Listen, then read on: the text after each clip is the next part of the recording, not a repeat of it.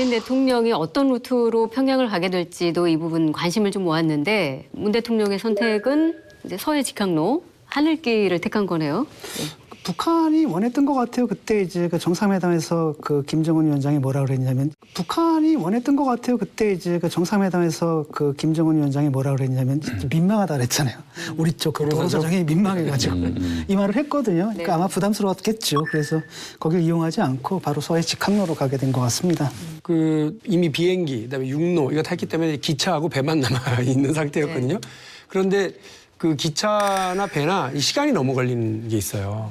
이제 남은 건 사실은 민망한 육로를 빼고는 비행기였기 때문에 뭐 예상된 뭐 루트다라고 생각하시면 될 것 같아요. 경제사절단이 같이 갔잖아요. 그렇죠.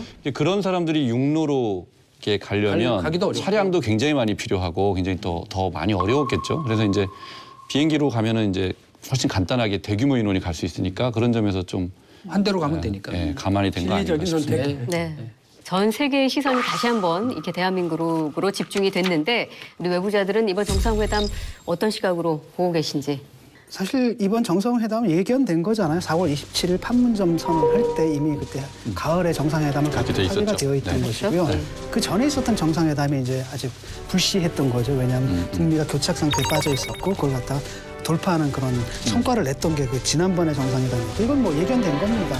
지금 북미가 또다시 교착 상태잖아요. 뭔가 돌파를 해야 되는데 그래서 트럼프 대통령이 문재인 대통령을 칩 니고시에이터, 그러니까 주요한 수석 협상가다 이렇게 부르면서 사실상 중재를 해달라고 요청을 한 겁니다. 그렇기 때문에 아마도 내가 볼 때는 트럼프의 입장에서 종전선언을 좀 그냥 해주긴 내 입장에서 곤란하다라는 거죠. 그러니까 뭔가를 좀 더 내놔라. 예를 들어가지고 핵시설을 신고한다든지 네. 아니면 비핵화에 아주 구체적인 일정을 밝힌다든지 리스트를 뭐 그렇죠. 갈라내- 그런 부분에 대한 협상을 갖다가 이제 누가 중간에서 해줘야 되는데 그게 이제 문재인 대통령이 해주는 것 같고 그다음에 두 번째, 세 번째는 이제 남북 간 군사적 긴장 완화라든지 경제 협력 방안 같은 경우에는 과거에 그 4.27 판문점 선언을 갖다 좀 더 구체화하는 그런 실무적인 협상이 좀 오가지 않을까 이렇게 생각합니다. 근데 핵심은 역시 그거예요, 북미. 네. 사실 이게 그 개념적으로 얘기하면 마중물 정상회담인 셈이죠. 북미 회담의 어떤 그 자락을 까는. 그래서 제일 중요한 건 역시 그 비핵화와 관련해서 어떤 구체적인 북한 쪽의 코미트먼트, 약속을 얻어낼 건가 하는 건데 저는 지금까지 오늘은 이제 사실은 환영연이 주로 첫날이니까. 중심이 되는 거고 본격적인 회담은 이제 내일 하지 않겠습니까? 근데 그동안에 그 진행되어 온 경과를 보면 쭉 이게 4.27도 중요한데 북이 계속해서 지금 우리한테 얘기한 거는 2007년에 노무현 대통령이 방북해서 했던 14 공동성명의 합의 내용 그거를 이행하라는 청구서를 그동안 계속 보낸 거예요, 사실은. 지금 남북 연락 사무소부터 시작해서 뭐 철도 도로 연결 뭐 이런 게 다 사실 거기 다 담겨 있던 거거든요. 그다음에 가기 직전에 더욱 그런 확신이 들었던 건 뭐냐면 우리 정의용 안보실장이 NLL 논란의 핵심이 됐던 서해 평화 수요 이것도 논의할 것이다.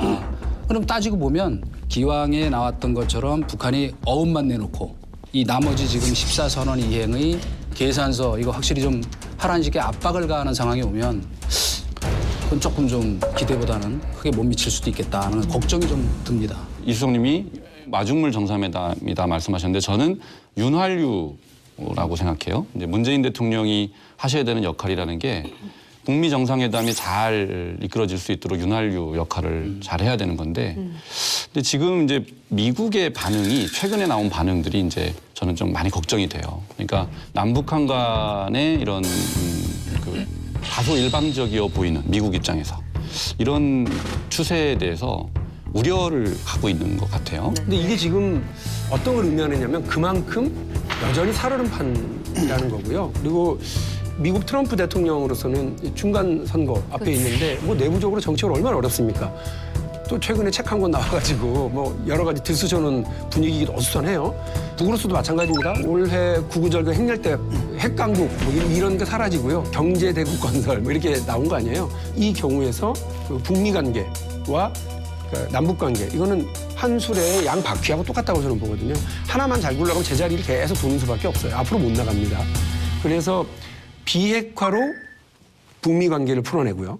그리고 경제 협력을 통해서 남북 교류를 좀 확장시키는 그 계기가 이번에 마련돼야 된다고 봅니다. 네. 그래서 두 가지를 다 동시에 밀고 갈 수밖에 없는 것이 대한민국 근데 정부의 지금 입장입니다. 그 우리 박용준 의원 말씀하시는 게 또 대단히 위험한 요소가 있는 것 같아요. 그러니까 이 비핵화로 북미 관계를 풀고 또 경제 문제로 남북 관계를 푼다.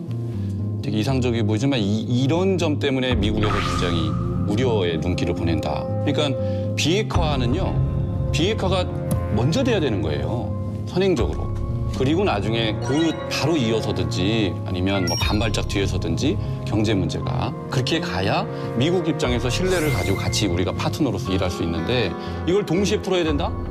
이거는 현실적으로도 쉽지 않은 문제고요. 또 외교적으로도 전략적으로도 좀 바람직하지는 않다. 제가 말씀드린 거를 그렇게 선후 문제로 볼 문제가 아니에요. 그러니까 평양으로 가서 남북 정상회담 문재인 대통령과 김정은 위원장과의 만남에서 이 테이블에 앉아있지 않는 미국의 트럼프 대통령도 매우 긴밀하게 이 문제를 바라보고 있을 거라는 거죠. 그러니까 우리가 급하다고 빨리빨리 좀 진도를 내자. 이전에 내왔던 숙제 빨리 풀자 이렇게 해본들 철도 조사하러 북에 가는 것조차도 무슨 기름 때문에 안 된다고 이런 말도 안 되는 이유로 못 갔단 말이에요. 그만큼 미국과의 관계를 같이 풀지 못하면 안 된다는 걸 다 알고 있고요. 다만 이번 테이블에서 내일 벌어질 정상회담 테이블에서 그 문제가 동시에 같이 얘기되고 풀어질 수 있기를 기대한다는 말씀입니다. 네. 뭐 작년 상황만 보더라도 이제 작년에서 북한은 계속 핵 개발을 갖다 고도화하고 있었고 그다음에 요즘 보도가 되잖아요. 오바마 정권에서 실제 북폭의 계획까지 갖고 있었다라는 거죠. 근데 이제 올해 상황은 어떠냐면 일단은 북한이 핵실험 중단했습니다.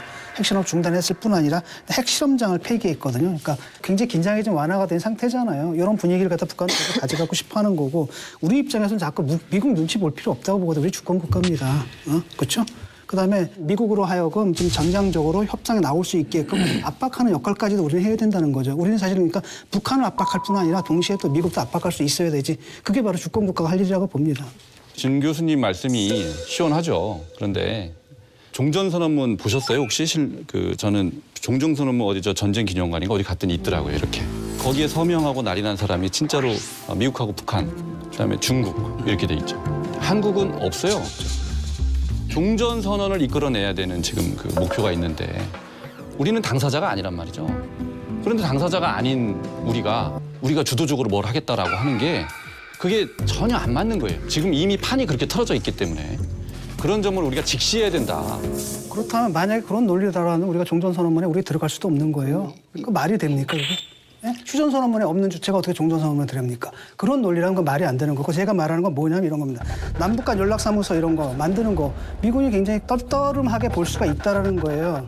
우리는 이거 해야 됩니다. 저 사람들이 좋아하든 안 하든 간에 우리가 할 수 있는 건 해야 돼요. 지금 예컨대 유엔의 그 제재 있지 않습니까? 제재가 허락하지 않는 것을 제외하고 나머지 우리가 할 수 있는 것들은 해야 된다는 겁니다. 남북관계 개선을 위해서. 그게 왜 좋냐면은 북한한테 우리가 요구할 게 있기 때문이에요.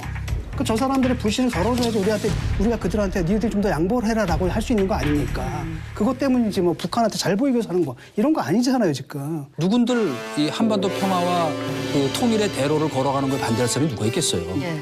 다만 이제 그거를 우리가 어떻게 어떤 로드맵을 갖고 슬기롭게 만들어 갈 거냐 하는 순서와 방법론의 차이라고 우리가 서로 폭넓게 이해하고 내일부터 시작되는 그다음에 이어질 거 아닙니까, 그죠? 유엔에서 그 한미 간의 정상회담하고 그 뒤에 이제 바로 본판이 되는 북미 정상회담까지 지금 비핵화와 종전선언이 톱니바퀴 돌아가지 맞물려 돌아가면 제가 보기엔 그런 것들은 사실 문제가 안 돼요. 지금 뭐 동력이 될 만한 가시적 결실을 얻어내기를 바라는 거 아니겠습니까? 근데 아마 제 생각에는 이 오늘 밤에 저희 외부자 이 내용을 모니터해가지고 김정은 위원장한테 보고하지 않을까.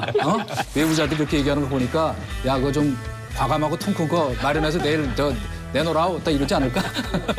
네, 야당은 판문점 선언 이행에 필요한 예산안이 북핵 퍼주기다 이렇게 하면서 맹공을 펼치고 있는데 비용 추계서를 지금 국회에 제출하지 않았습니까? 근데 진 교수님 이 안에 어떤 예산들이 지금 담겨 있는 거죠? 판문점 선언 비준 동의안과 비용 추계서를 이제 국회에 제출했죠. 지난 11일에 올해 편성 예산이 1,726원입니다. 그걸 보게 되면 철도, 도로 연결 및 현대화 사업, 그리고 산림 협력, 사회문화 체육 교류, 이산가족 상봉, 남북 공동 연락사무소 운영을 위한 2,986원을 추가 편성해가지고 다 해서 총 4,712억 원입니다. 근데 제가 보기에는 이번에 국회에다가 그 비용 추계를 낸 게 상당히 그 국회 입장에서는 불쾌하게 느낄 법하다. 그 근거가 남북관계 발전법이에요. 그러니까 이제 많은 분들이 오해하는 게 국회에다가 비준을 동의해달라라고 동의 요구서를 보낸 것에 대해서 이게 무슨 조약이냐? 그게 비준 동의가 되면 법률의 효력을 갖게 된다는 것이냐? 이렇게 이제 비판이나 아니면 오해를 하는 분들이 있는데 그건 아니고요. 조약은 국회가 비준 동의하면 법률의 효력을 갖죠. 근데 그 조약이라는 것은 국가 간에 체결된 계약을 조약이라고 하는데 이 남북 합의서는 헌법 조문이 아니고 남북관계 발전법이라는 그 법에 의해서 비준 동의가 되는 거예요. 근거법이 헌법이 아니라 남북관계 발전법이고 남북관계 발전법에는 그렇게 딱 돼 있어요. 남북관계는 국가 간의 관계가 아니라 통일을 지향하는 관계의 잠정적인 특수관계다. 이렇게 돼 있어요. 그 남북관계 발전법 21조에는 국회는 국가나 국민에게 중대한 재정적인 부담을 지우는 남북 합의서에 대한 동의권을 가진다. 이렇게 돼 있어요. 그러면 과연 국민한테 중대한 재정적인 부담을 지우는 내용이 있느냐. 이제 이게 중요하잖아요.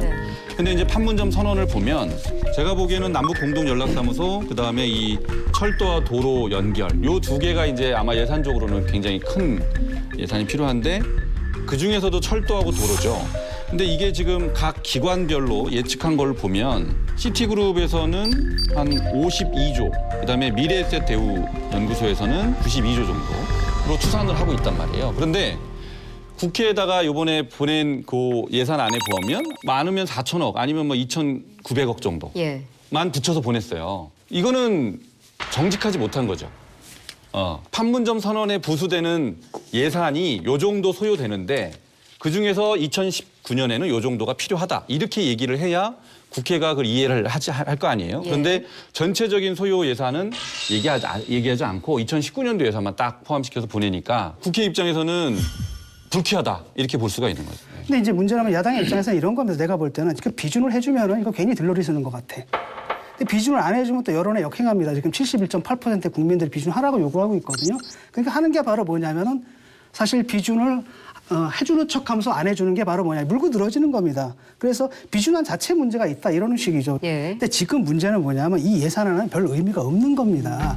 왜냐하면은 이 비핵화가 진행된 다음에 나중에 구체적으로 어떤 사업을 할지가 구체적으로 나와야지 구체적 예산이 나오는데 2017년에 예컨대 14선언 당시에도 국회 비준안 동의안 제출됐죠. 그때도 1,948억 원이에요. 1년치만 해가지고 낸 겁니다. 그런 선례가 있고요. 박근혜 정권에서 통일 비용을 연관 보고서들 많이 냈잖아요. 그때 보고서들 딱 보게 되면 뭐라고 했냐. 모두 뭐라고 써있냐. 남북관계 비용을 장기 추계하는 것은 불가능한 일이다. 2014년 통일연구원 보고서도 통일 비용 편익은 정확한 예측이 불가능하고 완벽한 계량화와 수치와 금액화가 현실적으로 어렵다. 기존 연구들을 검토한 결과 추계 결과들이 편차가 너무 크게 나타났다는 겁니다. 그러니까 이게 사업 시작되기 전에 구체적으로 하기 전에 지금 막연하게 한다는 건 의미가 없는 거고요. 불가능하고. 이유가 그거라면 그다음에 잠깐만요. 이유가 그거라면 북한 철도 개발